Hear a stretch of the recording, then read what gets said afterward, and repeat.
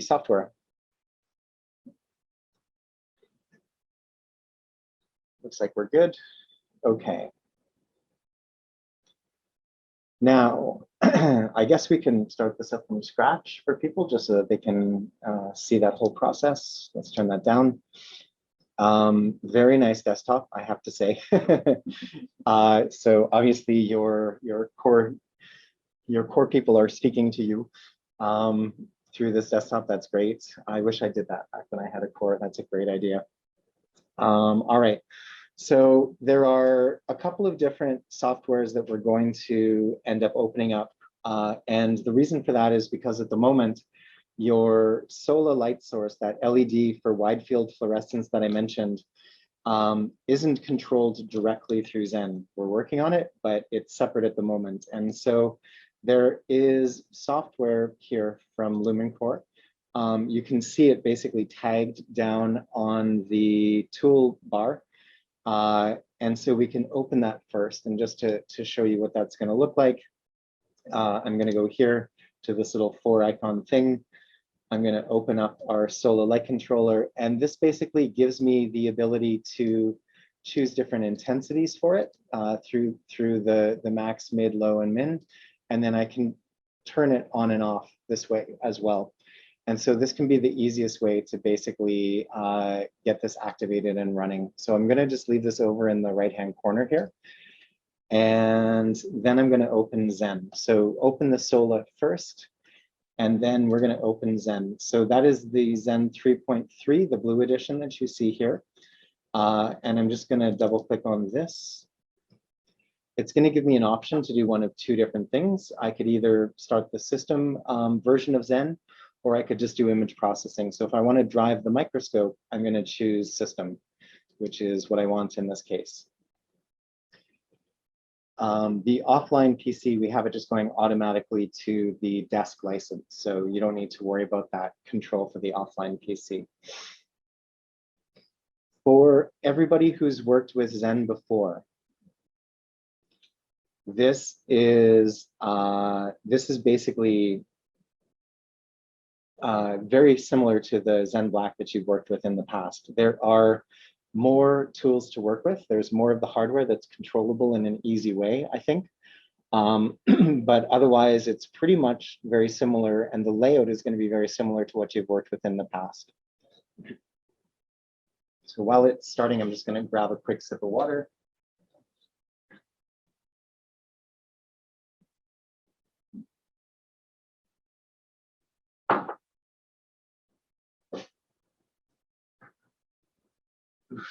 Lifesaver, thank you.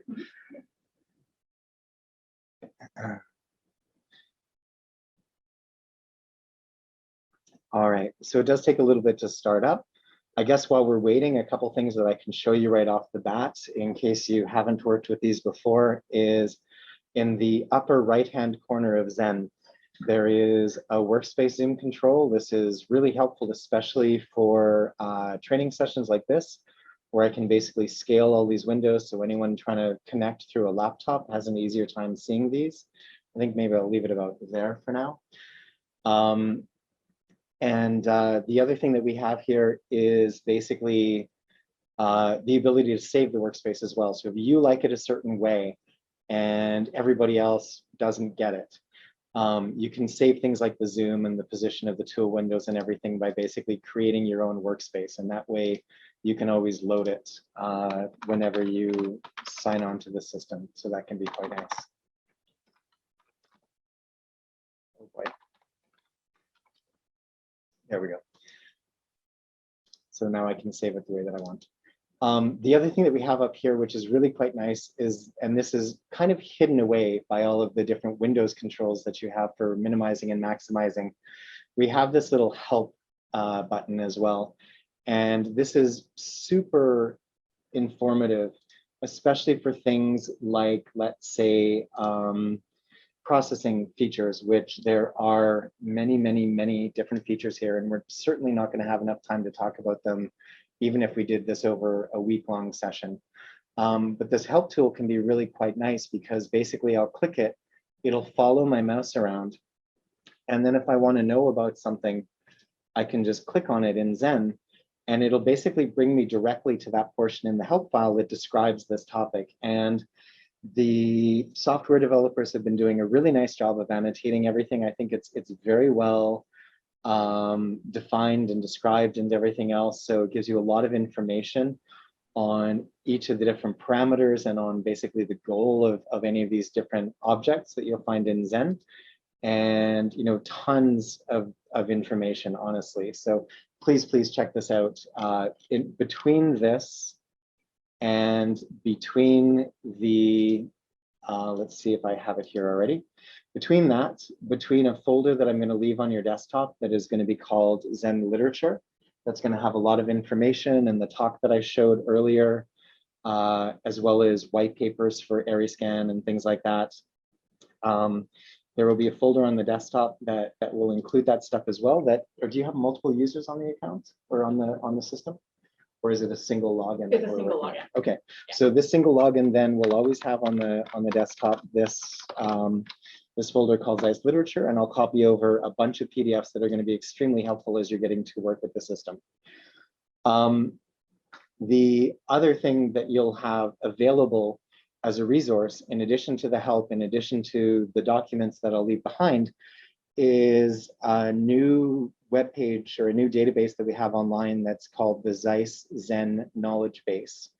And that basically, once you access it, gives you a ton of different 10 to 20 minute workflow videos that are going to make what we're doing here sort of a lot easier in terms of being bite-sized pieces and a nice way to basically refresh everything that we're talking about and possibly even expand on it. So definitely remember, you've got the help tool, you'll have the folder on the desktop, and then that Zeiss Zen knowledge base is really quite nice as well.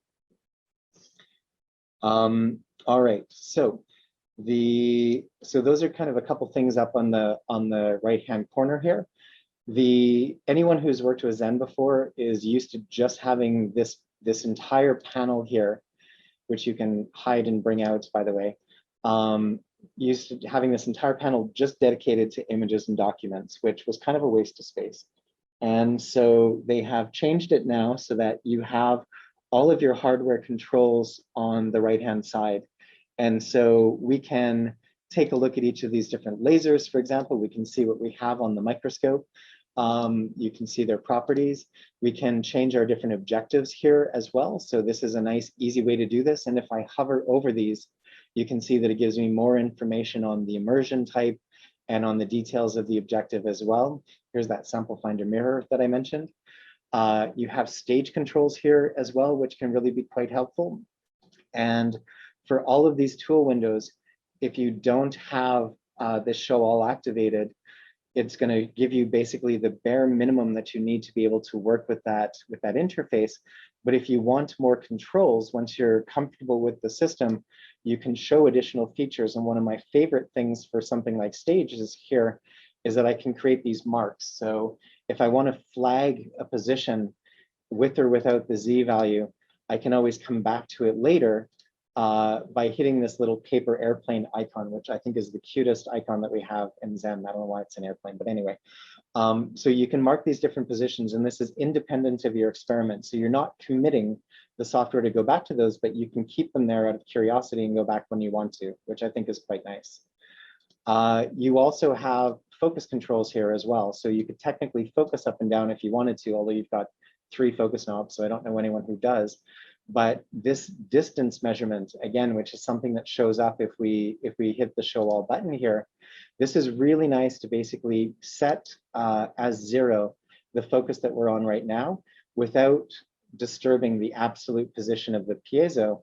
And so you can measure distances. If you're working with samples and you want to know how deep you're going, or if you're running the risk of running into the sample, or if you're just trying to figure out how far you're focusing away from where you started, this is a really helpful tool as well. Definite focus is here as well. And this is one of the controls that we have to basically work with our cover slip finding tool to be able to find the surface, to store this focus of the sample, and then to lock that as we're moving around. On the right-hand side here, this is basically a handy navigation tool to help you when you're looking at the sample by eye or through the live view. And this is independent of the experiment as you're building it in. So this is just a helpful tool over here, just like all of these are. And then we have more tools in the experiment to build in focus strategies that we'll talk about in detail tomorrow. But I will use this today just to kind of show it off a little bit. And then we do have incubation over here on the right-hand side as well. And so this is where you can really turn these on to get things heated up and started. The naming on these isn't necessarily the easiest. So let me describe quickly what each one of these is. The H insert P is your Petri dish stage insert. So we can check that if we want to activate it. We choose the set point here, and then you can see the measured value as well. You also have the H unit XL, which is the black box enclosure that we have around the entire microscope. And then we have the humidifier bottle is this HDEV humid. So that's the humidifier bottle, the jacket around it to heat that up as well.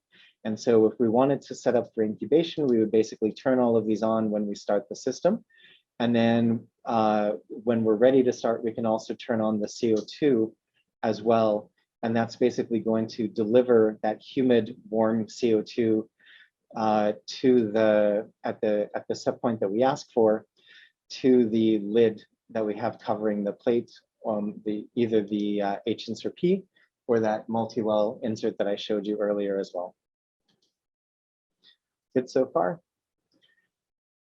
So that's basically all of the controls that we have over here on the right-hand side. Now there's one thing that I didn't talk about yet, which is the Zen Connect. And I think what I'm going to do for this is I'm going to set it up as we get started. And I'm going to kind of keep it in the background as we build our project and collect some images. But I'm not really going to talk about it in super detail until we do a follow-up session, because I don't want to distract from the basics. This is a really powerful tool, but I want to make sure that we can at least get through the start of everything. All right. Again, as we're collecting images, I'm probably going to tuck this entire thing out of the way, which you can do using this little bar on the side. And of course, more importantly, we can always bring it back. For a lot of these tools as well, you can basically drag them. And so you can arrange the interface here however you like.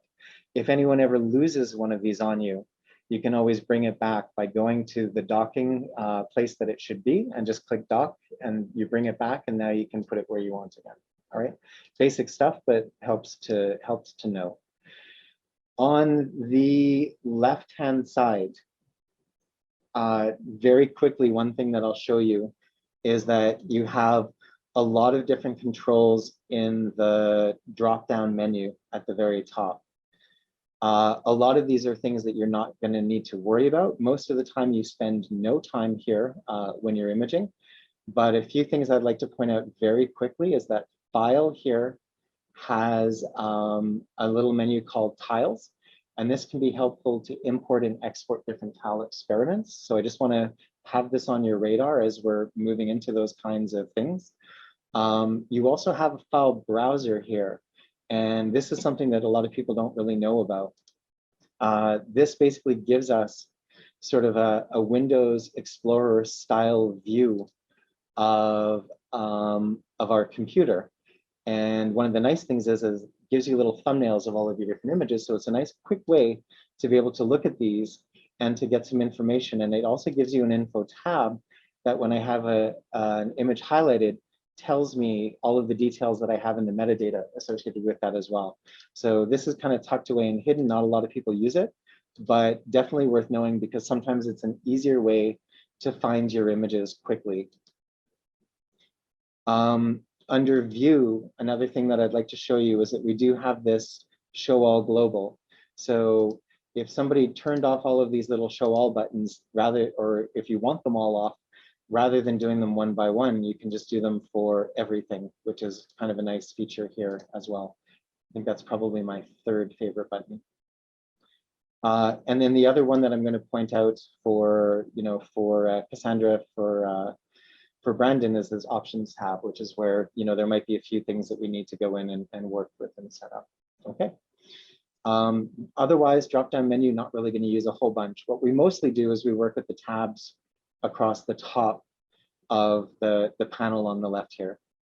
And these are really laid out in a way that you can basically move from left to right and start by locating your sample, then get into the acquisition that you want to use to collect your confocal or your area scan or your spectral data. Once you have images that you've collected here, you might want to do some processing with those. And we also have the analysis portion here as well. And so this is where we can set up either that intensity-based segmentation or machine learning. And then as we get to the back here, with applications, you see things like the guided acquisition that I mentioned before. So nice way to do a quick overview, do some analysis, and then go back for a detailed experiment also. All right. There's also another one here, which is called extensions. And this is where, once I have it loaded for you, you're going to have ZenFlow and ZenFileWatcher as well. All right. So a few different tabs across the top, really. We're going to focus for the next 2 days on the locate and the acquisition with maybe a little bit of processing. And this is where, for your imaging sessions, you're going to spend most of your time anyway.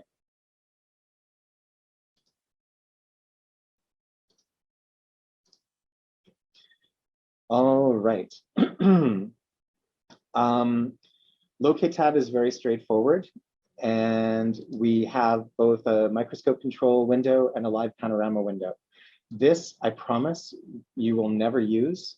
It's for doing a movie with the camera. It would go at full speed and it would do one of these channels. We can do so many more powerful things with time lapse. So let's just skip that. I promise you'll never use it.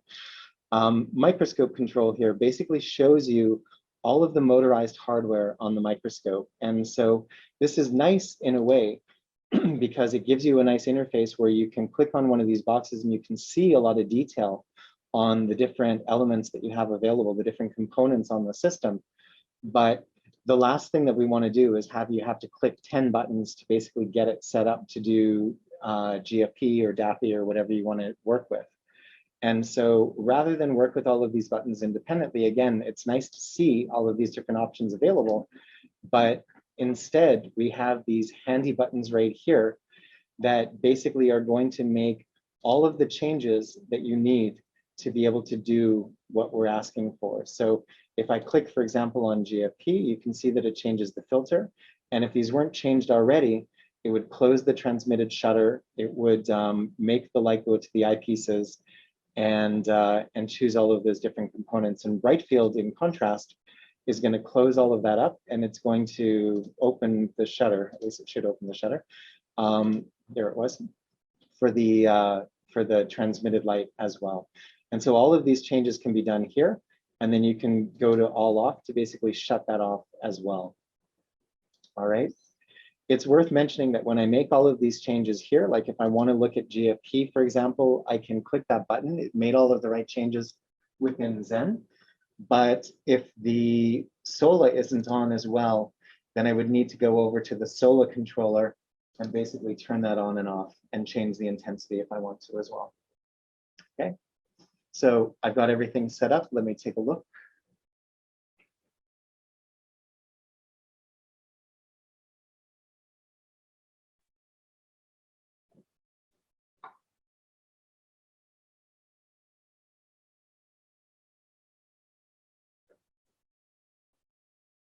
So I can do this all by eye if I want to, which is what I just did. When we get to the acquisition tab, there's an even easier way to do that. But basically, I just manually move to the eyepieces, set up my focus, and my conval area is pretty much where it needs to be. The other thing that I could do as I'm getting started, just to quickly get close to focus, if I'm using a dry objective, is I can use my definite focus. So I could just click Find Surface. And it'll move through a little catchment range, and then it'll basically find the cover slip reflection. And then my sample is going to be at a slightly different focal plane, but this is a nice way to get started if you want to use it. Any questions on this part so far? This is hopefully the most straightforward. So I guess I can bring up the chat here as well and see. Good. How many people, I guess maybe this is worth a question. How many people have not worked with Zen software before?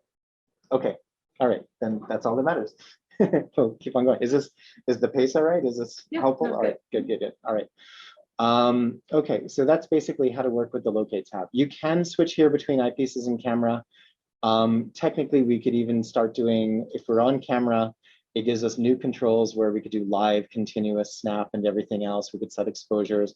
You see that there's suddenly a whole bunch of camera parameters that we can adjust here as well. But to be perfectly honest, anything that we do in here, even if it's with the camera, is going to be limited to one channel if we snap it. So I have a multi-channel experiment in the other window that we can work with under the acquisition tab that's going to be a lot more powerful. So really, at least personally, I just use this space to locate the sample by eye before I dive into doing the acquisition tab. So highly recommend that for everybody else. Know though that you do have more controls in the locate tab if you really want to spend your time here. All right. Acquisition tab, and this is where we're going to spend the bulk of our day and the bulk of our time in the software, even when you're imaging. And just to lay this out a little bit, there are a few different regions in this tab. I should mention that also, normally when the system comes, it kind of starts like this. So you have just sort of a single tab column that has a bunch of different tool windows that you can work with. And you can drag these out if you want to have them hovering over the rest of the software. I will end up doing that at some point during the day today. You can also grab these by their overarching title, and you can drag it over, and that way you can basically have more column space for each one of these different objects. And at some point, you can barely see your image. But of course, when you're working with this normally, you'd probably have this zoomed down quite a bit. This is also known as the aging slider, by the way. So everyone on the call is probably going to be like here, but for me, I really do kind of need it around here anyway. So you can change the scaling accordingly to help make things a little bit easier. Now, you also have these controls at the very top. And so moving through the software, generally speaking, what I'll do is I'll typically do about 4 different steps to get a quick image. One of them is to use one of these tools at the top to basically figure out my configuration. Do I want to do wide fields? Do I want to do area scan? Do I want to do confocal? So I'll choose that first. Or if I have an older image that I've already collected, I'm just gonna, I hope Henry doesn't mind, I'm just gonna grab one of these quickly and open it. Shout out if you don't want me to do this or show off your data. If you have an image that's already collected, you also have this reuse button here as well. And so you'll notice that this used to be in Zen Black associated with the image underneath it, but now it's basically up here where, as far as I'm concerned, it always belonged with the smart setup and with the other ways that you can get started quickly with your sample imaging. So this reuse is basically making use of the metadata that is associated with your image to basically use that to define the hardware settings that you're going to work with. Okay. The other thing that you can do up here to get started is Smart Setup. And Smart Setup, if we open this up quickly, would let me choose between wide field or confocal. And with confocal, I could even do area scan if I wanted to as well. And I can basically just add different fluorescent channels. And it's going to do a pretty decent job of basically coming up with a configuration that works for the dyes that I've chosen. And we're going to come back to this a little bit later today, as we're talking about channel setup and detectors and stuff like that. But this is a pretty nice way to get started here also, giving you a few different options for how you might want to set things up. All right, so I said 4 steps usually to get things going, right? I'll load a configuration using one of these 3 different things. I'll usually glance at my imaging setup here to make sure that it makes sense. And again, this is a place that we're going to spend a lot of time with today, and especially this afternoon. Once I'm happy with how things are set up for each of these different channels, then I will work through my channels tab to adjust laser power, PMT voltage for my confocal, or if I'm doing wide field, this is where I would do my exposure time as well. And then I'll usually I'll go to the acquisition mode tab. And this is where you can set things like the number of pixels you have, the speed you're going, if you're doing averaging and things like that. And this is where you can basically optimize the quality of your scan and of your image. So this is everything that I do just to get a nice sort of 2D confocal image. So load a config, make sure that nobody messed up that config on you, check out your different settings to get signal, and then optimize your image quality with the acquisition mode. And once I've done those things, that's when we can then go and work with things like our Z-stack. If we're doing tiles or positions, if we want to add a time series, we can basically add any kind of multidimensionality that we want to this image and make further adjustments to these if we need to. All right, so that's kind of the general layout of the acquisition tab, I would say. You also have underneath here a lot of different options as well in terms of being able to autosave, being able to automatically export objects. You have the capability to do bleaching. Experiment Designer, I mentioned earlier, can turn this entire thing even more flexible, basically into Lego. We can do feedback. There's tons of features on the system as you want to build more sophisticated experiments to automate the process and to integrate analysis into that workflow as well. So that's kind of what many of these things down on the bottom are. All right. Other than that, without having other things activated, I guess what you'll notice, I do have tiles activated, and you can see that down here. We'll talk about that a little bit later. The other things that you'll see here, other than the boxes that I've talked about, I guess let's start at the bottom, just experiment information. How much disk space it thinks it's going to take, how long it thinks it's going to take, how many tiles, frame size, and things like that. So that can be just sort of a handy go-to for information. You also have here focus strategy. And I had mentioned that the definite focus that we have over here on the right-hand side is really just helping me navigate. This is where we build it into the experiment. So if I want to, I can choose definite focus, for example, as one of the options here, and I can use it to update my focus over time, for example. So that's all in here. This is really powerful, and it takes a little while to go through. So this is one that we're saving for the advanced session tomorrow. But that's what that focus strategy box is. And then you also have a tool here to define your software autofocus if you want to choose it. So it's basically every box before we get into doing the multidimensional type of thing. All right. You'll notice we're doing area scan at the moment. If I change to, let's say, a confocal track, it's going to look also very similar. Not much difference in this entire layout here. If I switch to the wide field configuration that I created, you'll see that it does change a little bit. So when we're just doing work with the camera, then this looks a lot like the locate tab. So I still have here, in terms of imaging setup, a very different interface that is, again, just showing me the hardware components that are going to be used for each one of these different channels. And you can see also over on the channel tab here that now what I have is basically just a list of the different fluorophores that I'm working with. Also, maybe bright field, something called coherence contrast that we'll talk about in a bit. So I can basically just check the different boxes that I want to work with. If I don't have DS red, I'll just uncheck that box, and then I'm not collecting it. And so I can build a nice multidimensional experiment here. And you can see that we also have for each one of these different channels, we have the ability to set the exposure time as well.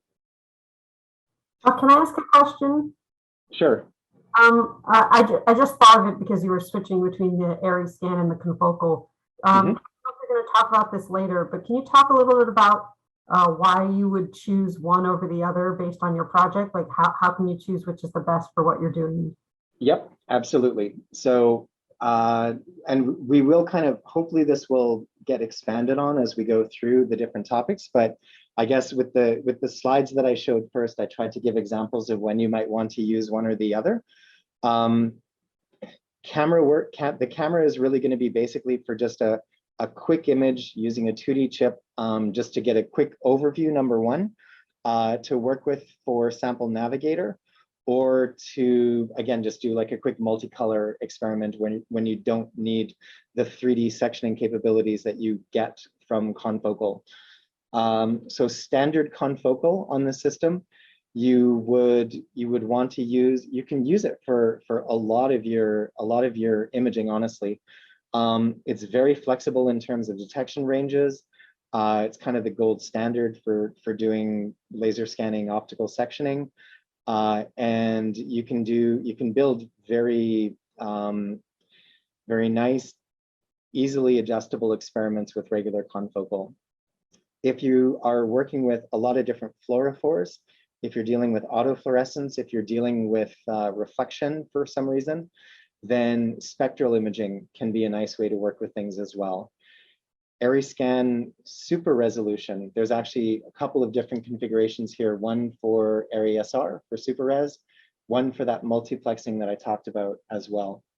So the super res is really where you want to push the sensitivity and the resolution of the system, but it will be a little bit slower than the other techniques. If you want to still do super resolution and get that sensitivity, then you can switch over to multiplexing mode, which is where either for speed of acquisition or just for speed of acquisition and for that sensitivity, the multiplexing really comes in handy. And that can be a nice way to either speed up 3D volumes or to basically work very quickly with 2D or short stacks through time. Does that help? Yeah, that makes sense. I guess I must have missed that slide. That's okay. I also flew through the slides, so I'm hoping that because everything is recorded, perhaps I don't spend enough time on some of that. So easy enough to miss. Yeah, thank you so much. Well, and I'll say too, so if you haven't already been trained on the system, and even if you have been trained on the system, if you have any questions about what modality is going to be best suited for your particular experiment, we can have a conversation about that, either at your training session or in addition to. So if you have any other, experiment specific questions, feel free to email me. Great, thank you. Good. I guess taking a look, so on the wide field track as well, taking a look at the acquisition mode, you'll see those same kind of camera controls that we saw earlier in the locate tab. So you have the ability on these systems, for example, to do a little bit of binning. If you want to improve the sensitivity at the expense of resolution, you can crop the chip if you want to be able to crop that camera chip. There's a little bit of a gain control here as well that you can work with. So you can really push your camera quite far, in addition to being able to do things like change the rotation if you need it for tiling. So there's a lot of control that you have over the camera and how you're actually working with it. The bit depth, for example, if you want to change that for speed, there's a lot of different things you can do. So the camera is really quite flexible in terms of how it's acquiring your image data. Let's maybe switch over. Well, let's start with something like this. Let's see what we get for an image if we want to do, let's say, GFP, for example.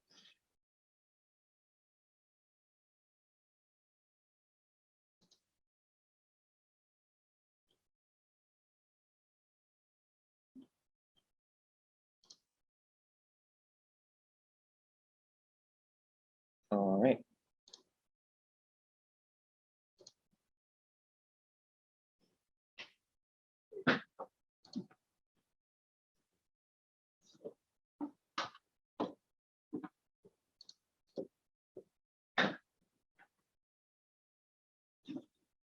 Let's see.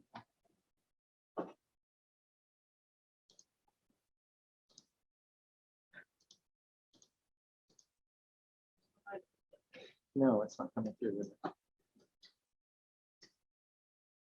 All right. Well, I'm going to have to take a look at that. We might be coming back to that. All right. So we are actually going to skip that and we're going to jump to something else instead. So let's jump to Confocal for the moment. There we go.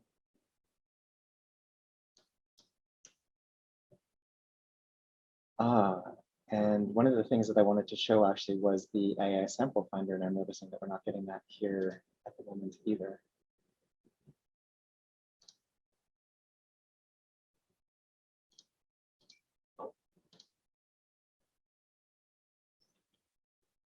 All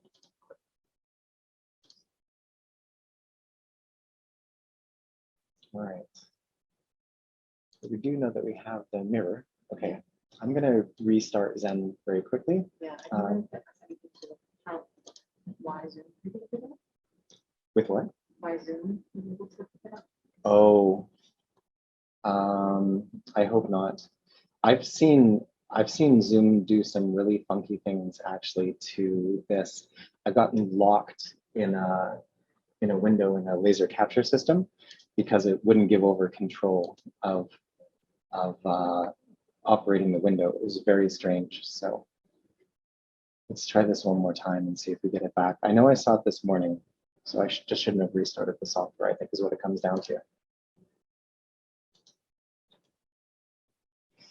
There we go. Okay. So if you're restarting Zen, it's going to keep on telling you that it's running until a little microscope in the lower right-hand corner in the system tray, until that little Zen service icon disappears.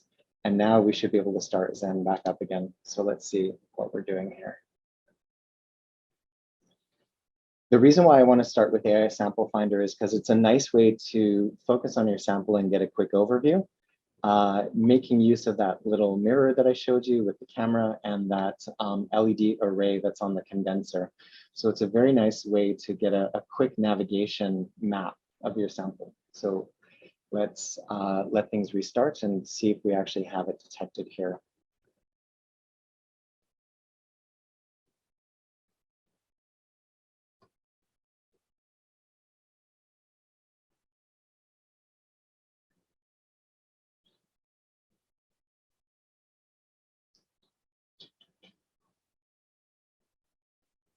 This system came in actually after the launch of 3.4 as well, and it was meant to have Zen 3.4 on it. Okay.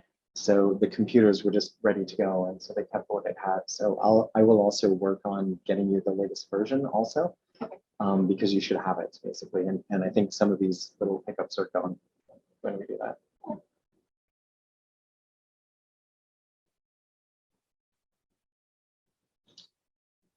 All right.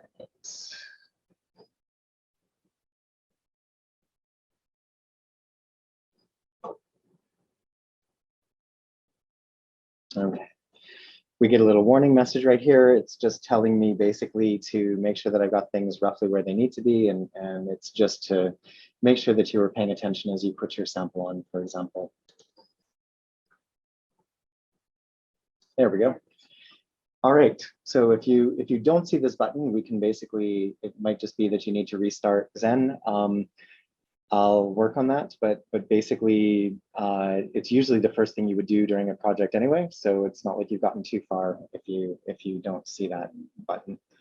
The other thing I'm going to do is we're starting actually right before we get started is I'm just going to create a Zen Connect project here before we even take an image. And so to do this, I'm just going to go to create. I am going to tell it where I want it to go. And I definitely want to try not to save things to the C drive. Generally speaking, either the D drive or this swap drive, which is the offline PC where you can do direct processing. So the D drive, the C drive we want to keep clear for memory to run the Zen software. So either the D drive locally or the swap drive here. And I don't know if you're ever going to have other network drives associated with it as well, but those We probably wouldn't tell people to save directly to those, but okay. Yeah. Okay, sounds good. So I'm going to go to a folder that I had called images. I'm going to create something called training in today's dates.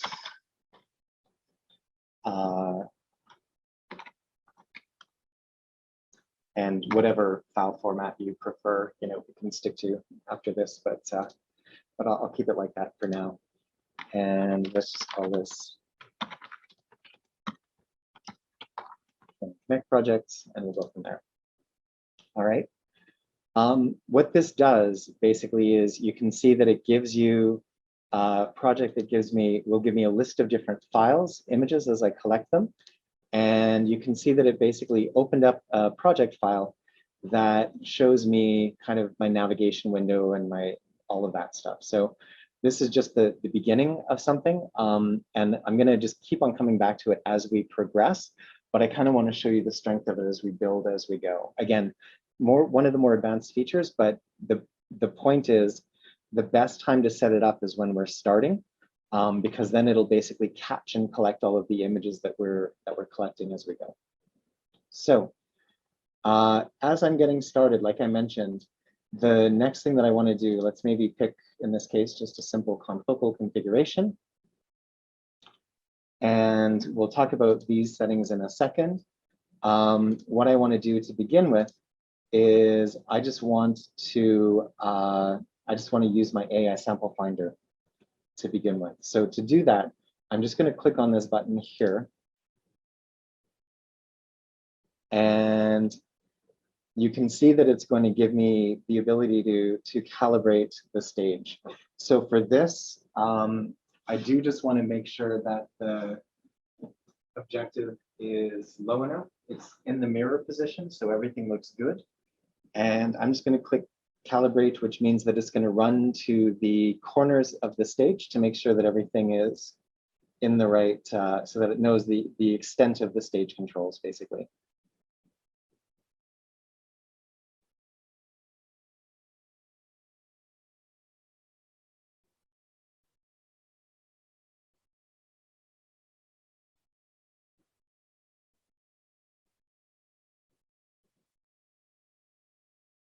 All right. Now that we've done this, I can choose to basically move the stage to the center position or to the right or the left. I do have my sample located right in the middle of that stage, and so I'm going to move it to that position. And now we can basically find the sample. And that's really, this wizard kind of walks you through all of the different steps that you might need to go through. So it's going to generate an overview image for me right now. You can see that here. It's giving me basically a reflected style image, and it's approximating the focus for me. So what it has done now is to give me more top-down view. You can see all of my fingerprints. And this is using a technique, basically using all of those different LEDs that are at different positions relative to the sample to give me sort of a composite contrast image that allows me, number one, to identify the cover slip immediately and identify the tissue regions immediately as well. If your system is online and if you agree to it, then you can even send all of these different samples to Zeiss. It's completely dissociated from any kind of object information or anything like that. They're generally low enough mag that they can't get any kind of sample information from them anyway. But we can use that to help train the artificial intelligence. So if you find that your samples are hard to actually detect, then it can be a good idea to have that activated because it can improve over time, basically. But you can see Confocal, they've probably done a lot of work with. So we immediately identify, the blue ring, which is the cover slip, and then the two yellow objects here outlined are basically our two tissue regions. So it gives you a really nice head start if you're building in tiles to be able to jump in and start imaging right away. If my sample was dimmer or if my fingerprints were worse, it might tell you that it can't find tissue because you need to clean your slide, for example. But usually you can see it does a pretty nice job and works pretty well. So now that we've done that, I can basically, and you can see that here, verify result carefully or clean sample and try again. So it knew it had a bit of trouble, but it actually did a really good job anyway. I could modify these here if I wanted to, but there's really no point. We can do that when we get out of this into the image proper anyway. But you do have some of the basic tiling tools like I could draw another region if I wanted to, for example, or I could clone a tool and stamp it in multiple positions also. So a few of these sort of basic tools are available to you if you want to do a little bit of work here. Once we're done, we're basically just going to click finish. And we can do, at this point, a long range autofocus as well. So this helps me get my focus position kind of started at least.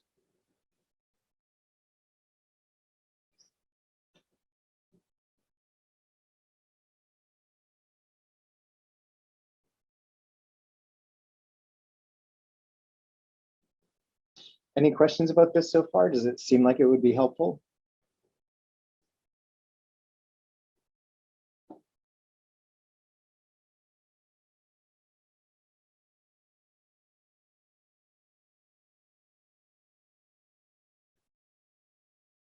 All right. So you can see as we exit then the sample navigator that basically we have started up our navigation and tile window here. And you can see that I have now 2 different tile regions that are already created and populated here. So again, it gives me a nice head start if this is the kind of experiment I want to do. Multiple tissues on a slide or serial sections or something like that can be really handy. And this works with slides. This works with Petri dishes, and we'll do object finding with Petri dishes as well. It will work with multi-well trays also, but at that point, it's harder to find the samples in there. So you do need to sort of manually work from just the image overview that you have for that, if that makes sense. I'm going to save this preview image, and that's fine to call it that. I'm going to save it in this project data. It's already there, actually. And you can see that we are starting now with this overview image in our project file too. So this is giving me a nice way to start kind of building and zooming in to these different structures that I'm interested in. You could even start this with an image from a cell phone or from a stereo microscope if you wanted to as well. So hopefully that's quite powerful. Quick question. I saw that there was like a elliptical and like square tool for adding regions of interest. Is there a freehand selection tool? There is, yes. Let me jump to that question really quickly, and then we'll get back to setting up our confocal scanner, right? So in terms of those tools, those are all basically right here. And you can see right along the top here, there's the square, there's the ellipse. This is the polygon tool that you're looking for. And so if I hold down the mouse button, I can get as complicated as I want, but it is just going to be squares in the end. And if I do it instead by just clicking repeatedly and then right-clicking to finish, then I can do it quite fast as well. Does that answer your question? Yeah, that's fantastic. Thank you. Great. Yep. Since we're here, if you do the pencil tool, even though it's like very accurate, one of the things that you don't get to do is right-click if you make a mistake or didn't have enough coffee and edit points, because you now have 1,000,000 points that you would need to edit. So what you can do if that's the case is if you did something more like this one, then when you right-click on that, oops, and you edit those points, you can see that there's much easier to work with. So I highly recommend if you're using that tool to do it this way instead. So I mentioned 4 different steps, right? And then I totally ignored those 4 different steps and I started a Connect project, and then I did AI Sample Finder. But to go back to those 4 different steps, basically I've loaded my confocal configuration. This is one that has 405, 561, and 488. It has 2 different tracks, and I say that it's line switching. All of these different configurations, I have them listed starting with Zeiss, and that's not really just for branding or anything like that. It's really so that when you have your own configurations, mine end up getting dumped to the bottom so that you don't have to look at them anymore. But they're always here for you if you need them as well. And once we're happy with them all, I'm going to write protect them so that you always have them kind of as a backup and a default safety in case you need to go back to them. So I've loaded my configuration. Like I said, if I wanted to, I could have done something like Smart Setup. And again, if what I'm looking for is LSM, in this case, I have DAPI, I have 488, and I have, let's call it Cherry. Oops, already got that. Okay, so I can pick the different channels that I have and click Add, oops, and click Close. And it gives me a couple of different options here in terms of how I set this up. So the fastest way, and really the smartest way, is to really do a couple of different channels at the same time and leave a couple separated on their own. And then in terms of the best signal, I could actually do a whole bunch of different tracks with basically one color for every single track. And this terminology isn't necessarily intuitive, I realize. So let's talk about what these tracks are, and let's talk about what these different channels are. So when we're collecting a confocal image, we're basically laser scanning either one laser at a time or multiple lasers at a time. And because we have a confocal system that can have up to 10 different channels at once, technically I could collect all of these different channels at the same time. So I could do my DAPI, my green, my red in a single pass of the lasers. So use 3 different laser lines, collect all 3 signals, and that would be a disaster because the emissions from these different channels overlap extensively, especially DAPI bleeds into your green and even your red, and your green and your red often overlap as well. So we typically want to separate these out so that we can work with them independently. This configuration in the middle is very much the equivalent of working with a camera. So you have a filter for green, you have a filter for red, and you shine one light at it at a time and you collect one signal at a time. So this is very much like that. But again, because we have multiple detectors and multiple lasers, we can actually double up on some of these. And so the fastest, I'm not even going to talk about because I think this is a terrible idea. But this one is really quite nice. So what we can do here with the smartest one is we can say, all right, I know that my blue, my DAPI crosstalks with my green crosstalks with my red a little bit, but my DAPI and my red don't overlap.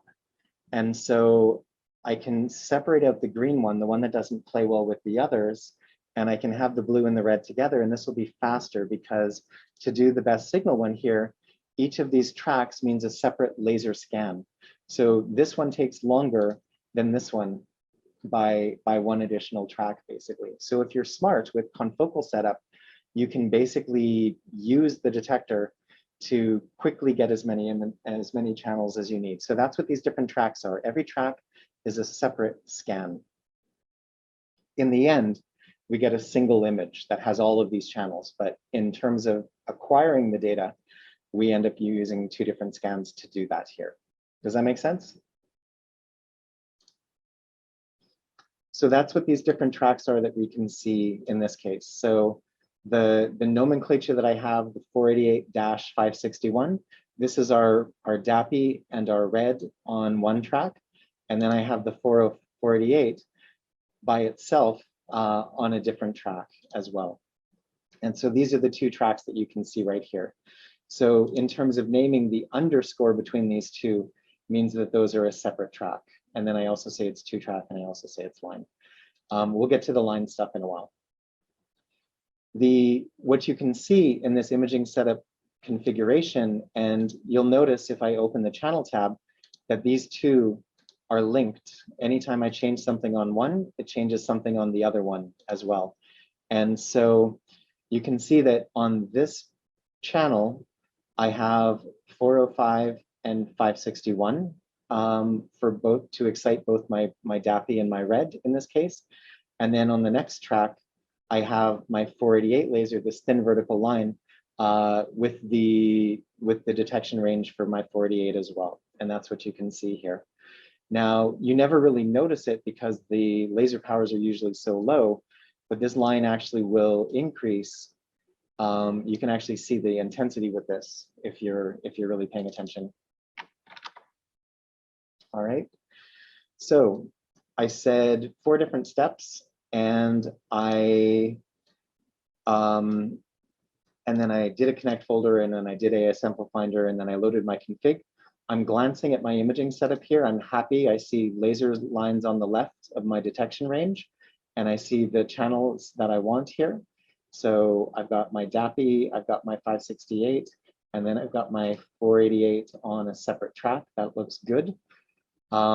So I'm happy with the way that everything looks here. The next thing that I said that I would do is I would just go to one of these tracks and start working with my laser power and my gain.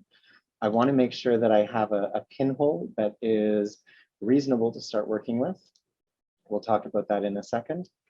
So I'm just going to go to this confocal track for the 488 here.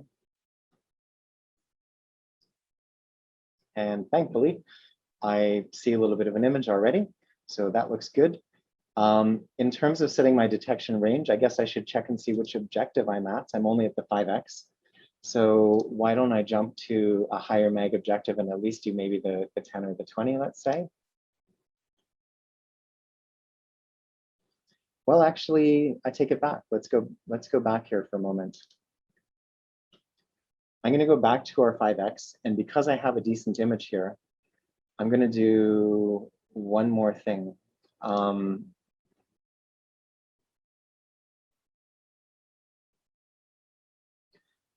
Because we introduced tiles, no, never mind. I'm just going to do our 4 things.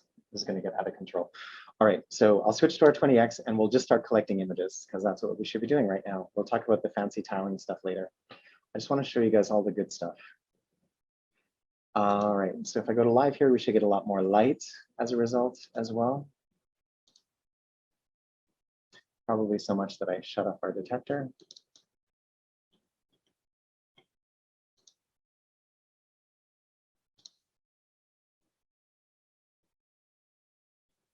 No, I don't think so.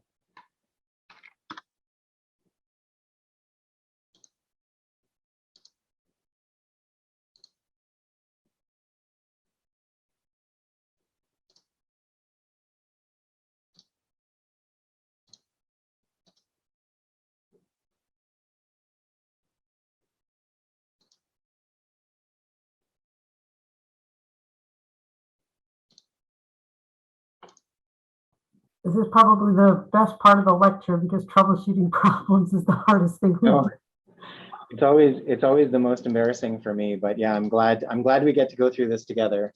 And I'll once I get it working, I'll talk about everything I did to get there. Because I have to say, I'm starting to get a little bit surprised.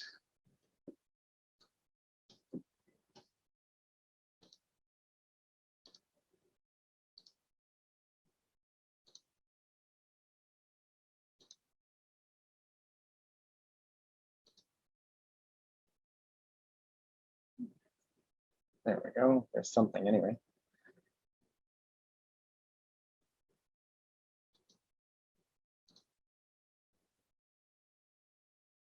All right.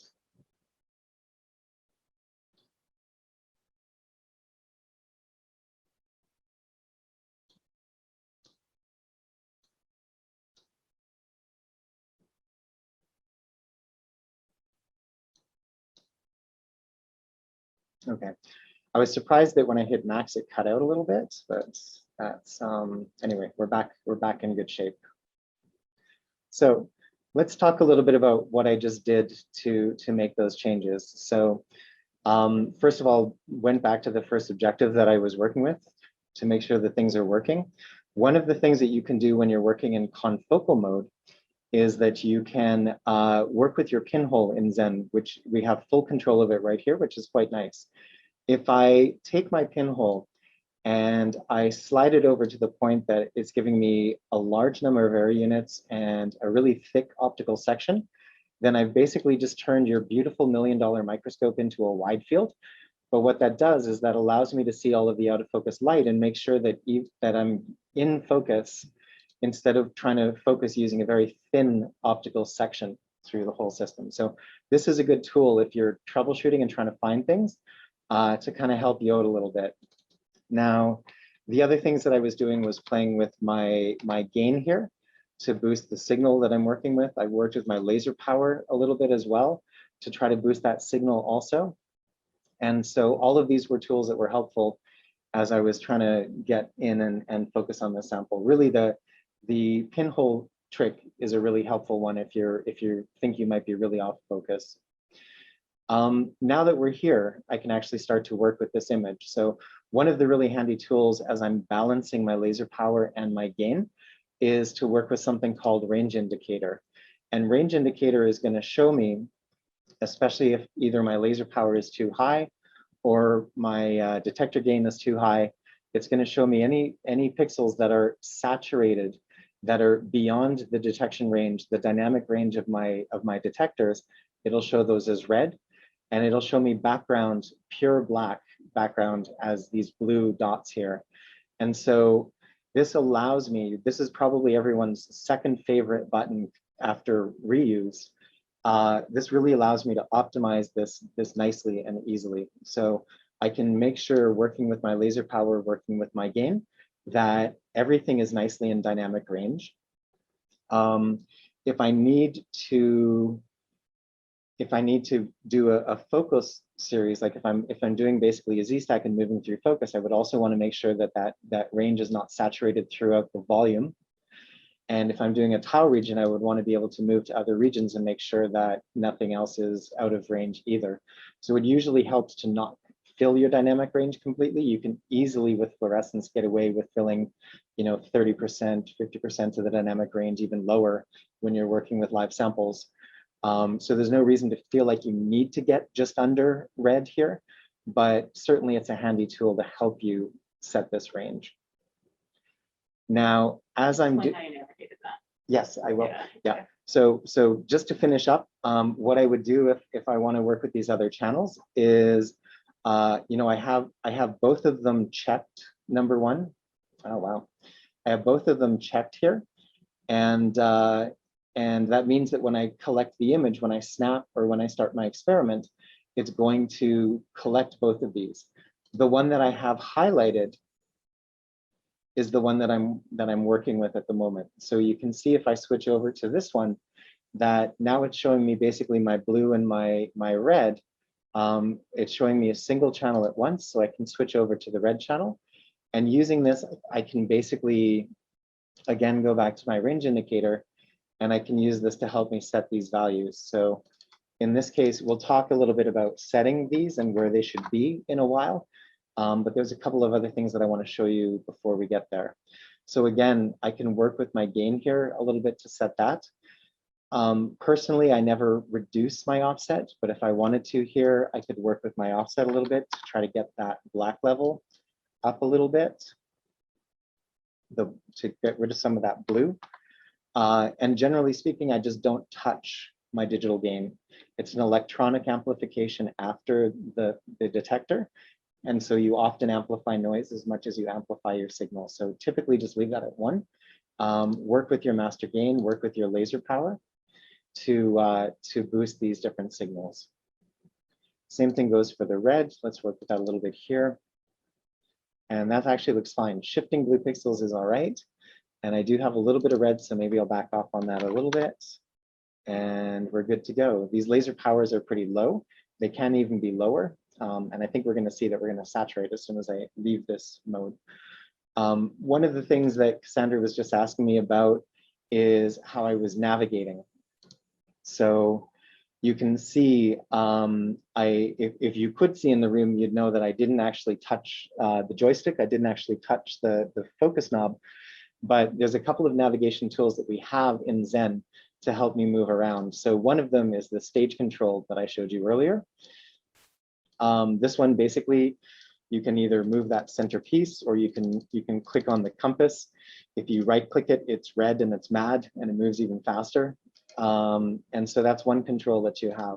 The other thing now in blue that's even easier to work with is the fact that if I want this structure here in the middle, I just double click and it goes to the middle. So this is really quite handy as well. The other thing that you can do is there are these little hot bars on the edges and on the diagonals as well. And so if you get close to the edge, you're not in too much of a rush, you get this thick blue bar, and this is going to move you half a field. If you move closer to the edge, you're more in a rush, you get this bright blue bar. This is going to move you a full field over as well. And so you can do that there, or you can do that on the diagonal. The other thing that we can do is, if I work with my scroll wheel just over the image, then all I'm really doing is changing my the zoom of the image. So I'm not really doing anything. But if I hit Control and use my scroll bar, it gives me a range of different speeds that I can focus through. And when I have the mouse over the image, it has to be over the image. Then as I move through, you can see that I can focus up and down as well. So in Zen, very easy to basically move to a spot, zoom in on the thing that you care about, focus to make sure that you're happy with your focus, zoom back out, and you're done. And we're going to need to figure out what that is right there. Interesting. So in terms of getting a 2D image, like I've got signal now in all of my 3 different channels. If I wanted to, I could basically just snap this. And here's my 3-color image, right? So I didn't do the 4th step that I mentioned, which is to optimize the image quality, but you can see it's very quick to be able to get an image here that looks pretty decent.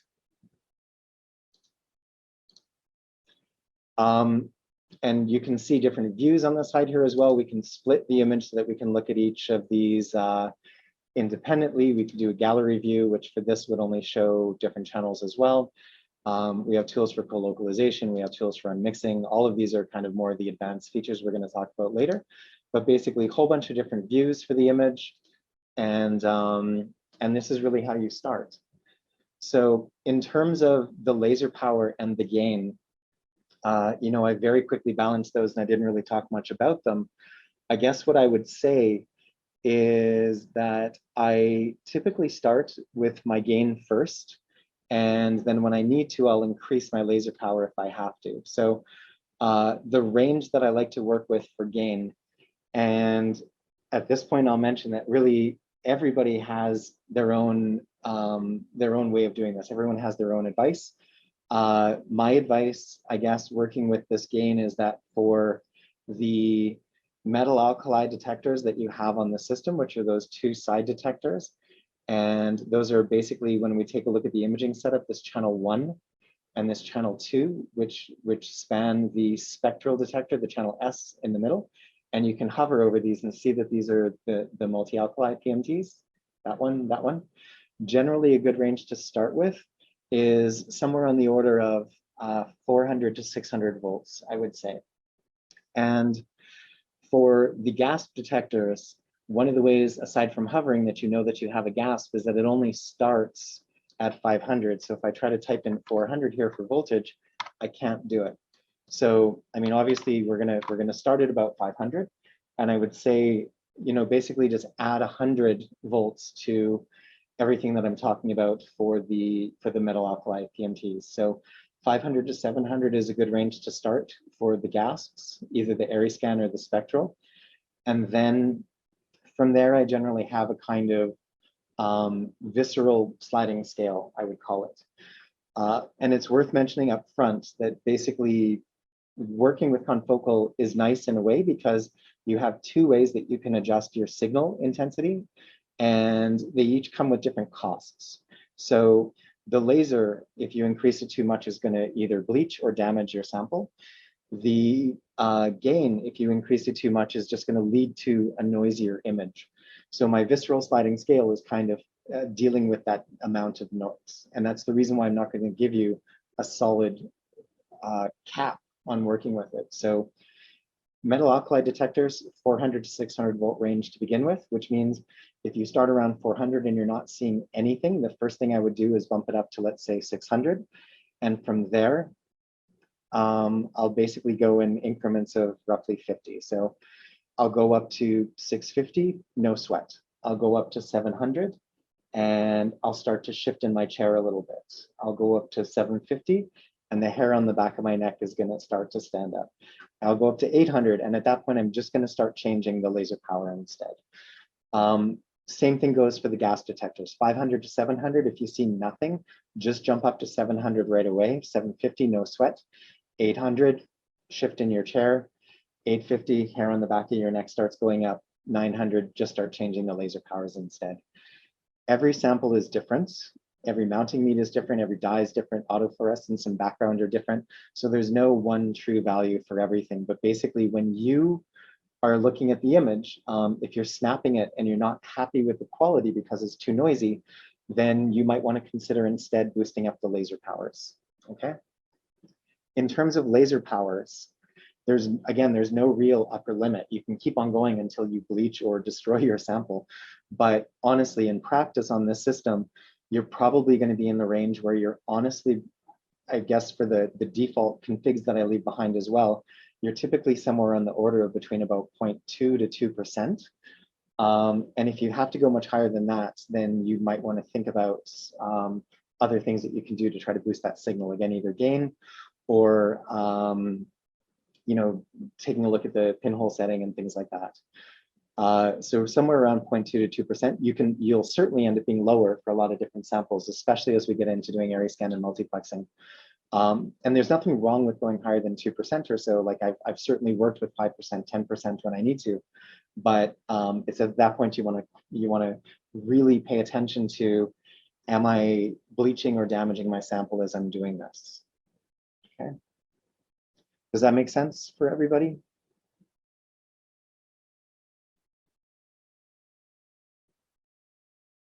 All right. Silence is yes. Silence is what I want it to be for the question. So if anyone has any questions, please reach out. We'll be playing around with these a little bit later as well. So certainly there's more time to spend with them also. So the other thing to talk about then is the acquisition mode here, which we didn't quite get to yet. So this is where I have a lot of different controls to optimize the quality of my image. And so I can choose a really high frame rate if I wanted to. I can play around with doing some averaging if I choose to. I can change the bit depth of the image as well if I want to keep file sizes small at 8 bits, or if I want a nice full dynamic range with 65K worth of grayscale range here as well. And so there's a lot of different controls that you can have through this. And you'll see that if I collect another image here, if I snap this, it's going to take a little bit longer, but the two images side by side, this one should look a little bit better in the end. Interesting. Than the one that I collected here as well. One thing that I'll mention is that there are different buttons that I'm using along the top here. So there's live, continuous, and snap. And live works to keep up with you quickly by ignoring all of the settings that you have in the acquisition mode. So it doesn't care what you have here, it just totally ignores you. It'll do 512 by 512 as fast as it can, bidirectional, no averaging, just to give you an image so that you can see in real time the changes that you're making, but it's never going to be the true image that you're asking it to collect. So if I want to see that, then I would need to do continuous, and continuous will basically do what live does. It'll keep on refreshing the image, but it'll honor the settings that you have in the acquisition mode. So that's the difference between those two. Personally, I usually do live just to get things roughed out, and then I'll do a snap to see what the true image quality is going to look like. There's usually no reason to cycle the image. You just want to see it at the end by doing a quick snap. All right. So that's basically what these three buttons are. These other two, by the way, find focus and set exposure, really mostly just for camera-based work. So we don't really need to speak about those much yet. In terms of frame size, this is where we have actually a tool that we can use to help us figure out what the optimal frame size should be. Because you can imagine, especially if I end up zooming in a little bit, for example, not 30 times, but 3 times. So if I zoom in a little bit, let's take a look at what that live image is going to look like. We'll talk about zooming in a second. So I'm really just kind of focused on one of these little regions. And I could try to take something that is relatively low number of pixels, 256 by 256, and we'll go fast. We'll do that averaging. We'll snap that and take a look. All right. So there's my image at 256 by 256. I could also go crazy and do something like 4K by 4K, let's say. And let's take a look at what that'll look like. If I do this, and let's keep our dwell time the same.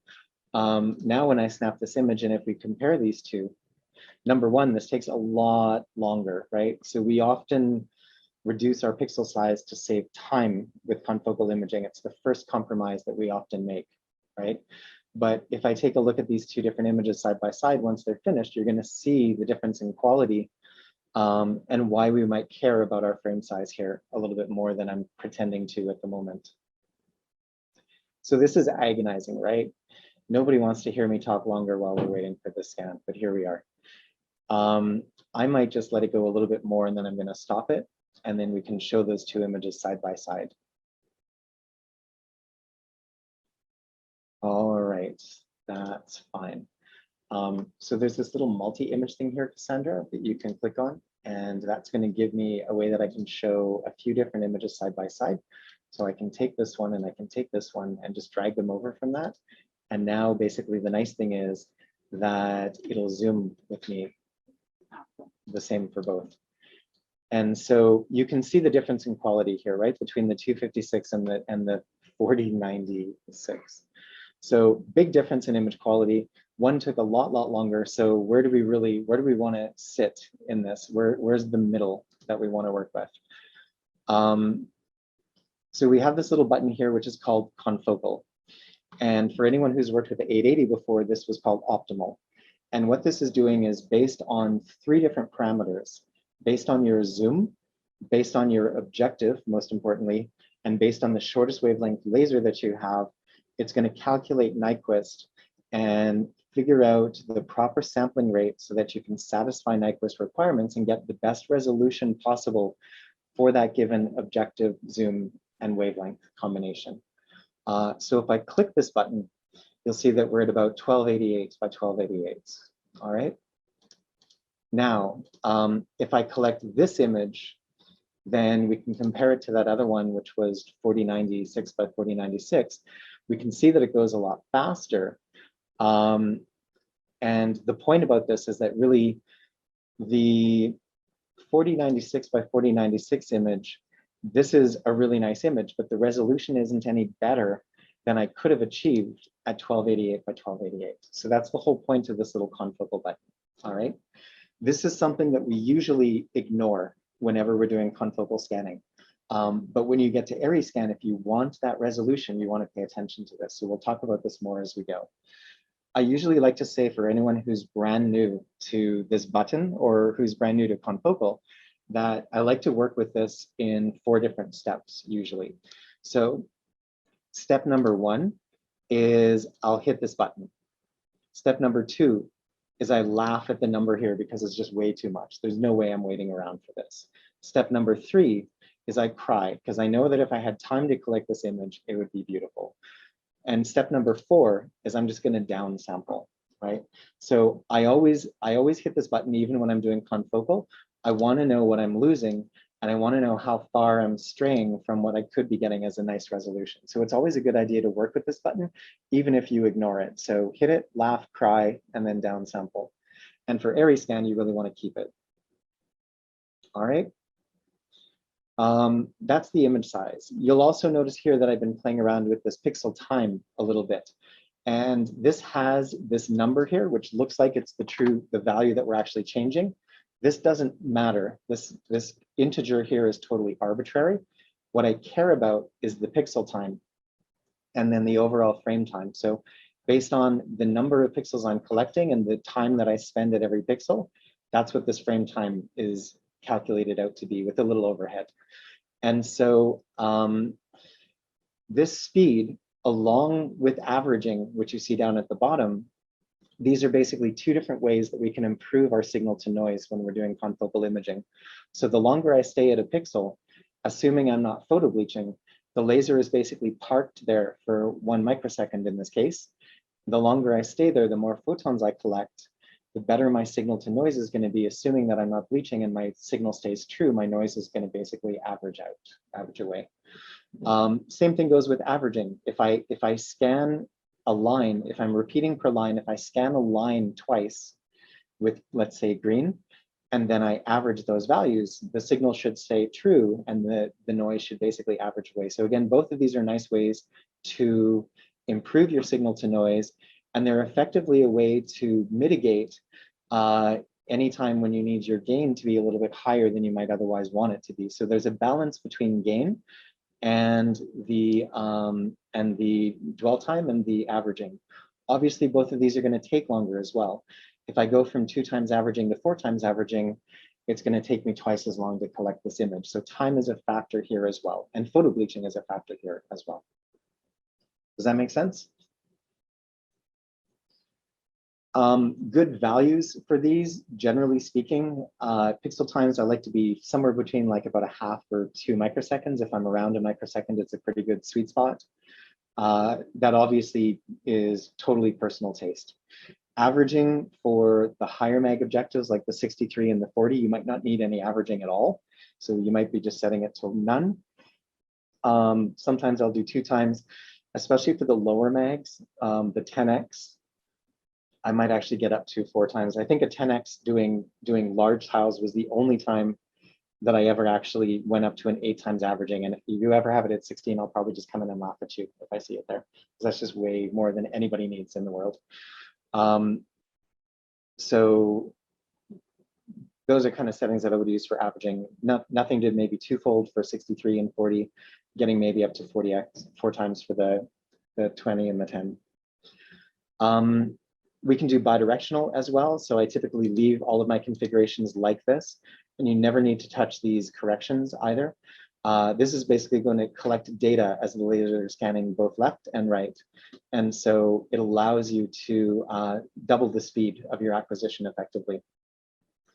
And the only other thing that we haven't really talked about here is the zooming that I mentioned earlier. And you can see that we can either zoom by ourselves. So I can basically start at this zoom of 1, and I can zoom myself just by punching in different numbers or by moving the slider if I choose to do so. The other thing that we can do though is I can actually work with this the scan area tool here. And so if I'm doing this, then you can see that it allows me to some extent to rotate these different settings.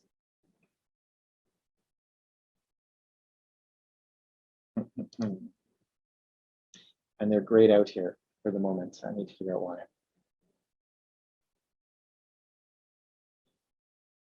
Anyway.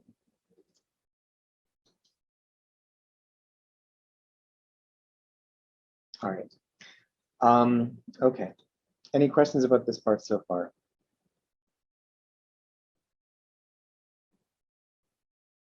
Has this been helpful? Like, does anyone use the optimal button in the past? Is it good to know how that works?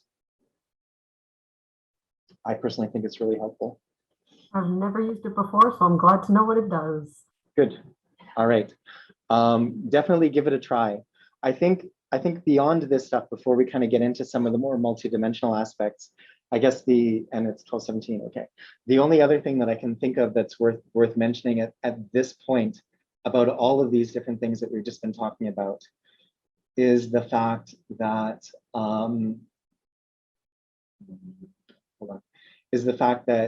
probably the best advice that I can give you after all of this time that I have been imaging up until now, probably the best advice that I can give you is that for all of these settings, for the laser power, for the gain, even for the pinhole to some extent, for the frame size, for the speed, for the averaging, the best thing that you can do when you start an experiment from the ground up is take some time, just take 5 minutes and try different parameters for each one of these things. Take a look at the images side by side, see what you like and what you're happy with. If you don't, then you're missing an opportunity to get the best images that you can for the question and for the analysis that you need to do. And you just might not be happy with them. And you can also use that to trim and optimize and pare back time and save your precious time when you need to, because if you take a couple of different images with the averaging that you're used to or the frame size that you're used to, and you find that you can get away with doing something that's less pixels or less averaging, then you just saved yourself a ton of time, and you can pack in a lot more data, a lot more samples in that time, or you can just get out of here earlier. So please, please, please take the time when you start up to try working with these different parameters, and you will always be happy that you do. Except for the time it takes, I guess. But anyway, all right. So again, 4 basic steps, right? We did set up a Connect project at the beginning, so that was like kind of step 5. We did set up the AI sample finder at the beginning. That was kind of step 6. You can see as I jump to this that we have built up. I mean, I kind of took the same image in the same spot all the time, but you can see that we're building up basically a roadmap of all of these images and all of the data that we've collected on the system, and we can line it up with information not just on this system but with other ones as well. And so for that Connect project, oops, that's not, let's do this one. So you can see all of these images that I've collected. You can see that we can play with them like we do in Photoshop by turning these on and off. We can change the order if we want to and so forth. So a lot of power in the Connect project. But 4 basic steps, right? I loaded up a configuration and we checked it out to make sure that everything looked good in the image setup. This is something we're going to spend a lot of time on this afternoon, so I'm not going to dwell here at the moment. Optimize your laser power and your gain, make sure that you're close to 1 area unit, and then set your acquisition mode parameters to optimize the image quality, and we're done, basically. At that point, we can expand this image and our range with it to basically go multidimensional. So I've had tiles activated all the time. That's secretly only so that we can, well, it started when I did the AI sample finder, but it's just so that we can kind of keep a record of where these different structures are, for example. There's also, and this is where we're going to spend a lot more time tomorrow. So I might do a little multi-position today, but mostly tomorrow.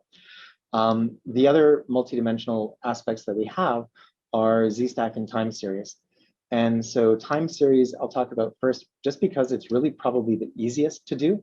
So time series in blue, for anyone who's done this in Zen Black, you only get to choose the number of cycles that you have.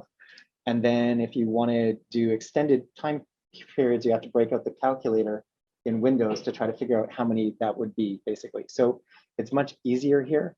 We can choose the duration. How long do you want to go in everything from seconds to days? So let's say we want to do a 10-day experiment and we want our interval to be every 10 minutes. That's as easy as doing time series. It's really that simple. I would never hit this as long as possible button, because that will basically keep on going until you have only about, I think it's something like 10% of your hard drive space left. So please don't do that.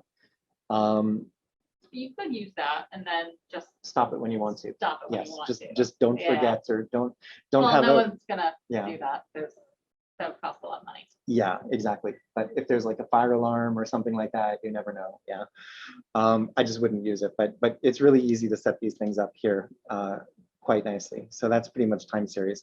Your system does come with things like automation and feedback and a lot of powerful controls to automate things. So very quickly, I'm going to show you that there are a lot of different tools that you could always bring in if you wanted to change how you start or stop or pause and things like that, along with different markers that you can add to say when you add a drug, for example. So there's a lot more under the hood with time series, but the basics is pretty straightforward. Z-stack is something I think that pretty much everyone is used to as well. So if you've ever done confocal or any kind of 3D imaging before, you've obviously done some kind of 3D. And ours is pretty much the same. I wouldn't call it any different or more difficult than any other software.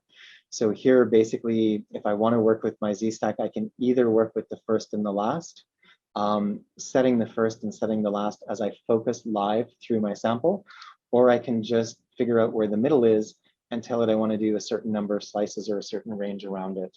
So for biology, it's typically more squishy than that. And so we often just want to do our first and our last, because those do vary in a lot of different places.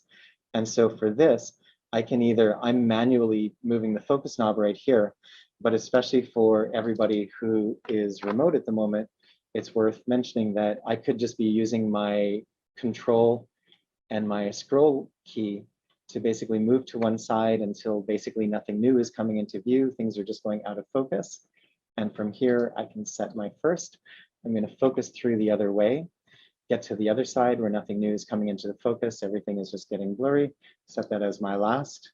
And that's all there is to it. So from here, if I wanted to collect that image, and let's do that very quickly, I might just do this in one channel for the sake of speed. So I'm just going to turn off that the blue and the red channel here. And let's just go through and collect this quickly. I don't have any tiles. I'm just doing one Z stack. So in this case, if I snap, I only get a 2D image. I'm going to do start experiment, which is going to incorporate all of the multidimensional aspects that I've asked for. And so we can start collecting this image, and I'll keep on talking as we do. One thing to note about Z-Stack, and you can see that it tells me that the piezo is active. That's good. This is shorter than 500 microns, so it'll always bring it in when it can. One thing about Z-Stack, if you're going to combine it with the other multidimensional aspects, you can add in time, you can add in tiles. If you add in tiles with Z-Stack, it's important to remember that the position of either the position or tile that you've created that matters in terms of Z is the center spot here as well. If you don't move back to center when you set those positions, then your Z-Stack is always going to be a little bit off. And so when I'm setting those Z-Stacks, then the way that I'll typically do this is to, again, go live. And I can scroll through to one side, set that as my first, scroll through to the other side, set that as my last. I click on the little C button on the left-hand side of this cartoon to move to the center. And of course, you could go to the top or to the bottom as well. And then just move to the center. And this is the position that you want to add to everything. All right. Otherwise, let's go back to the image that we just collected, and you can see, lo and behold, here's our Z-Stack. You can see the image actually shows a little Z-Stack over here on the right, so we know what kind of image it is. And now I have different tabs here that allow me to do things like ortho view to take a look at the cross sections in different regions. I can do 3D view, for example, to see this image in 3D. This works much quicker than it ever did in Zen Black. It's powered by Arrivas now, so it's quite responsive actually. And so you can see that sample there. Getting back to some of the details on the Z-Stack tool window as well. Similar to the optimal or the confocal button that we have for X and Y, we have an optimal for Z here as well. And I know that this is one that a lot of people like to adjust to save time, because you set your first and your last, you figure out that you got 50 slices, you don't have time for that, so you maybe only do 10 or something like that. All right. Now, it's worth mentioning that this optimal button here, so in this case, I actually oversampled my image. My interval was 1 micron, but optimally, I could have been doing a 2 micron section, which instead of 17 slices would only have been 9. All right. This optimal interval is based on my pinhole, which you can see in our channel tab right here. So I'm set to 1 area unit, which again is a nice compromise between getting enough signal and optical sectioning. And for this 10x objective, which isn't that high NA, you see that we've got this giant 4 micron section. So this optimal interval is half of that. All right. You have a little handy tool here that's called Optimize Sectioning in Step. And from here, you can see that it gives me a cartoon for this that shows me that I've got about 50% overlap, which is what I would expect. So we're overlapping each one of our optical sections by about 50% to make sure that we sample it well enough that we can resolve our image nicely in Z as well. So I could do more than that if I wanted to. I did 1 micron before, which is basically 75% overlap.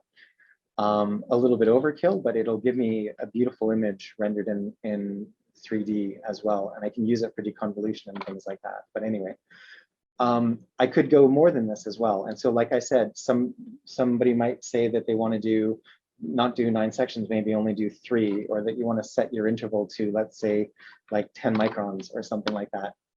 So what this little cartoon is trying to tell you is that your section is only about 4 microns thick, the optical section that you're cutting with confocal. You're spacing those out by about 10 microns, so you're actually missing information in this case. So if you want to save time by trimming the number of Z-stacks that you're working with, then the most I would ever do would be to match basically your optical slice thickness in terms of the interval you're working with. And here at least you're getting all of the information, but your 3D image is going to look like garbage. I promise you it will look like dog meat. So, I mean, you can do this if you want to just take this 3D volume and crush it into a 2D projection. That's perfectly fine, but just don't expect to be happy with the quality in 3D if you do this. All right. The other thing that I'll mention with Z-Stack here very quickly is that you also do have a way that you can adjust the brightness throughout a volume as well. And it's important to start this by saying it is not quantitative, obviously, as much as confocal is quantitative at all. But you can certainly adjust the laser power and the gain as you move through a sample. So if all you're trying to do is track a structure morphologically and the signal is attenuating too much as you go deeper, you can basically account for that when you need to. And that's all I'm going to say about it right now. Know that it exists. And if you need it, we can talk about it more. All right.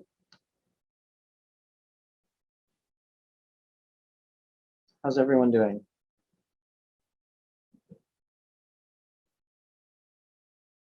Sleeping. Perfect. Good.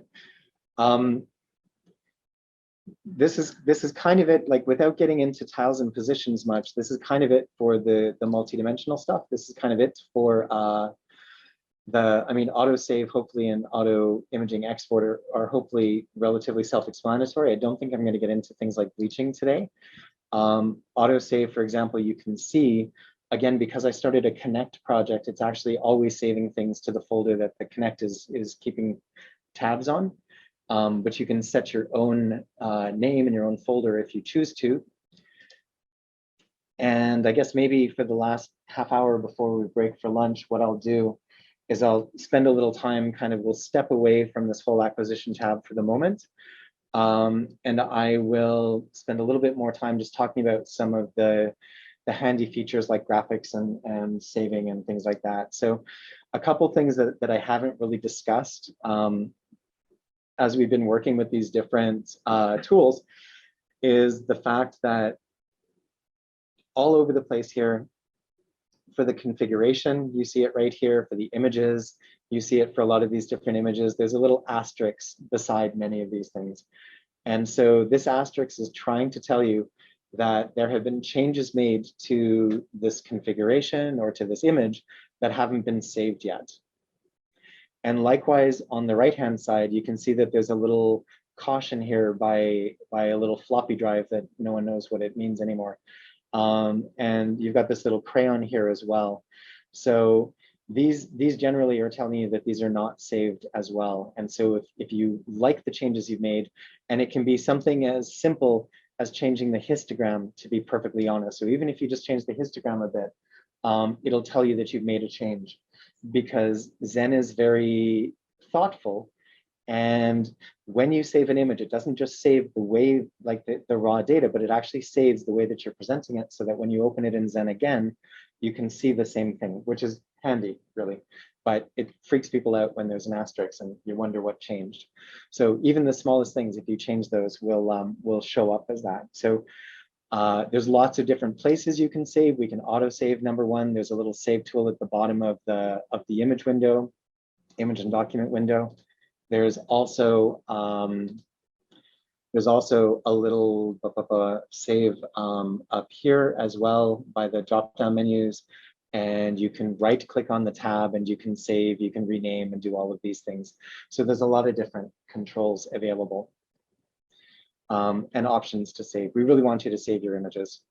Highly recommend that you save them as CZI files rather than just immediately exporting them to TIFFs and to JPEGs, hopefully not. The reason why we'd like to save the CZI files is because you preserve not only all of those settings that I just mentioned, but also all of the metadata associated with these images as well. And so this is really the magic that makes, for example, this reuse button work well. And 6 months from now or a year from now, when you're publishing your paper and you can't remember what your laser settings were, this is a great way to go back and to remember all of those values as well. All right.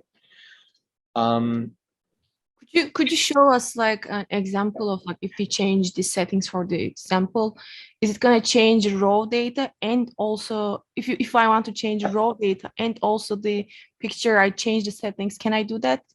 That's a great question. So this image histogram down here at the bottom, and I haven't spent a lot of time talking about this yet, but I will be soon this afternoon.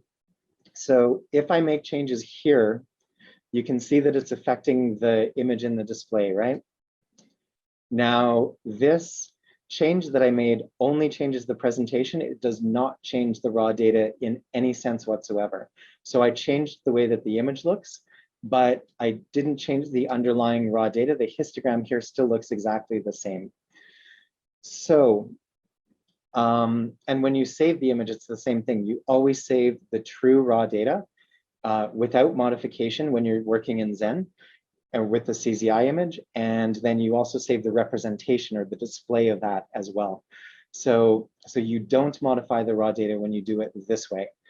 One caveat to that is if you are, and so you can make all of these changes, but you're never changing the raw data as a CZI file.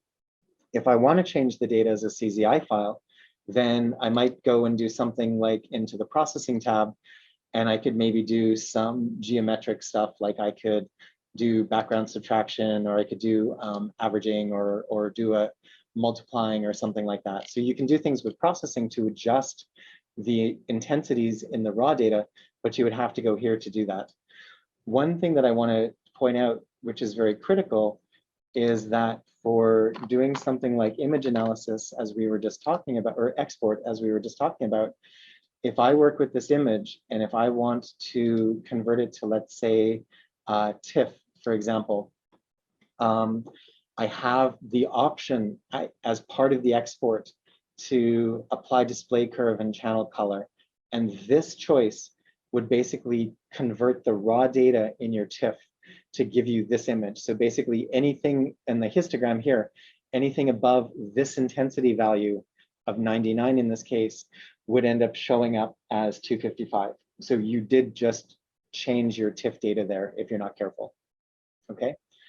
In terms of adjusting this, if you want to compare a couple of images, I always used to just remember these values for black and white along the bottom and copy those over between different images, but blue is kind. You can right click here and I can copy, I can even save and load these different display settings. So you can keep them and apply them across multiple images and even across multiple days very easily without having to record values anymore. This is really handy, yeah. Good, good.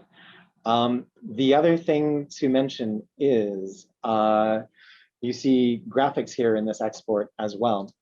And so I definitely want to mention that you have a ton of different graphics in Zen as well. Tools for everything from timestamps to text that you can add, and scale bars, obviously one of everybody's favorite. And so I don't know why the default in Zen is always this red thing, but I can select this object and either under the graphic window here, I can format, or I can just right click again and format. And you have a lot of flexibility now in terms of what this looks like. I used to give up on acquisition software and just do this in Illustrator for most of my life. But it actually is at the point now where you have a lot of control over the fonts, over the the type of bar that you're working with, the thickness of the bar, the end caps that you're working with. So there's a lot of nice tools here. And if you save it the way you like and you want to keep that, you can always set this as a new global default, and now it'll always look this way. And then we can close this. And so you've got all of these tools basically available. I think, you know, the quality is enough that I would actually keep these stamped on an image now, where I never would have before.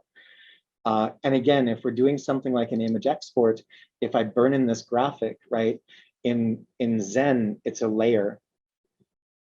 And it's something that I can, like in Photoshop here underneath, I can turn it on and off. I can change different settings with it, but it's just a layer. And if I burn it in, then it physically changes the pixels underneath it. So they'll all be pure white, basically. So you can't analyze that portion in a TIFF. One more reason to work with CZI files.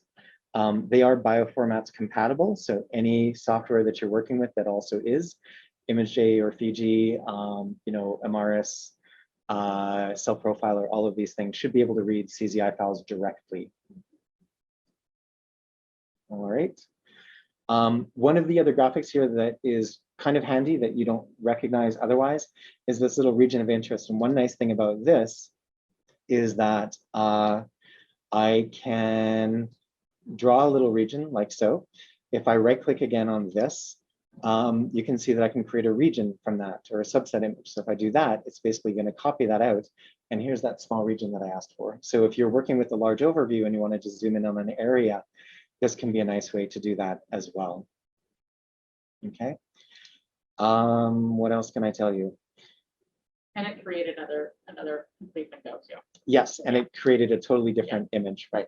And one thing to mention about that, actually, as we're talking about processing, as we're talking about creating new images that we didn't get through the acquisition tab through Snap or Start Experiment, these images are not automatically added to Zen Connect. So if you're using that project I mentioned, these wouldn't necessarily be added to it, but there's a little button up here, which is a macro that just is going to add whatever image is highlighted to that Connect project in the location that it was taken. So you can always add these afterwards if you want to.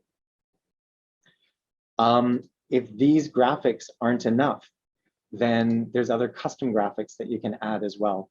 And so the yellow ones that you see right here are the same ones that we have at the bottom of the regular graphics window.